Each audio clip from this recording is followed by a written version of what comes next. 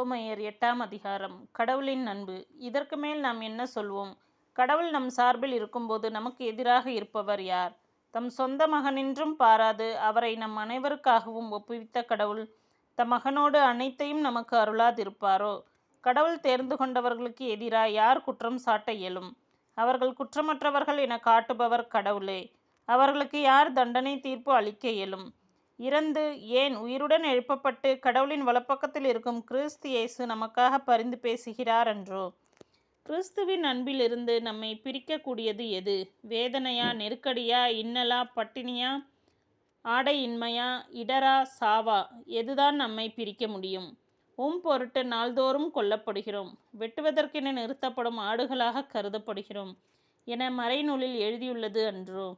ஆயினும் நம்மேல் அன்பு கூர்ந்தவரின் செயலால் மேற்கூறியவை அனைத்திலும் நாம் வெற்றி மேல் வெற்றி அடைகிறோம்.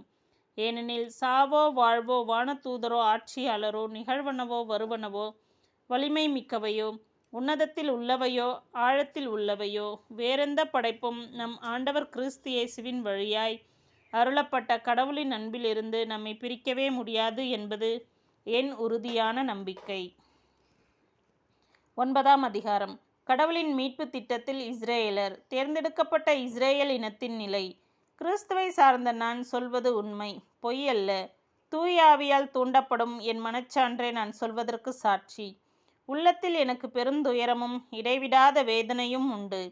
என் சொந்த இனத்தை சேர்ந்த என் சகோதரர் சகோதரிகளுக்கு மீட்பு கிடைப்பதற்காக நான் கிறிஸ்துவை பிரிந்து சாபத்துக்கு உள்ளாக கூட விரும்பியிருப்பேன். அவர்கள் தாம் இஸ்ரேல் மக்கள். அவர்களையே கடவுள் தம் மக்களாக ஏற்றுக்கொண்டார். அவர்கள் நடுவில்தான் கடவுள் தம் ஆட்சியை விளங்க செய்தார். உடன்படிக்கைகளும் திருச்சட்டமும் திருவழிபாடும் வாக்குறுதிகளும் அவர்களிடமே ஒப்படைக்கப்பட்டன.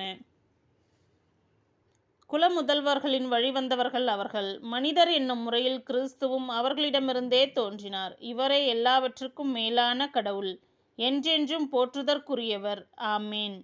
கடவுளின் வார்த்தை நிறைவேறவில்லை என்பது என் கருத்து அல்ல.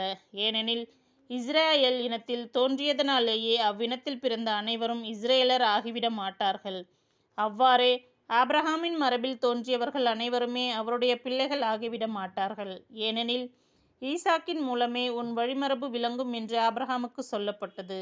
அதாவது இயல்பான முறைப்படி பிறந்த பிள்ளைகள் அல்ல, வாக்குறுதியின் மூலம் பிறந்த பிள்ளைகளே கடவுளின் பிள்ளைகளாகவும் ஆபிரகாமின் வழிமரபினர்களாகவும் கருதப்படுகின்றனர். குறிப்பிட்ட காலத்தில் மீண்டும் உன்னிடம் வருவேன், அப்பொழுது சாராவுக்கு ஒரு மகன் பிறந்திருப்பான் என்பதே அந்த வாக்குறுதி.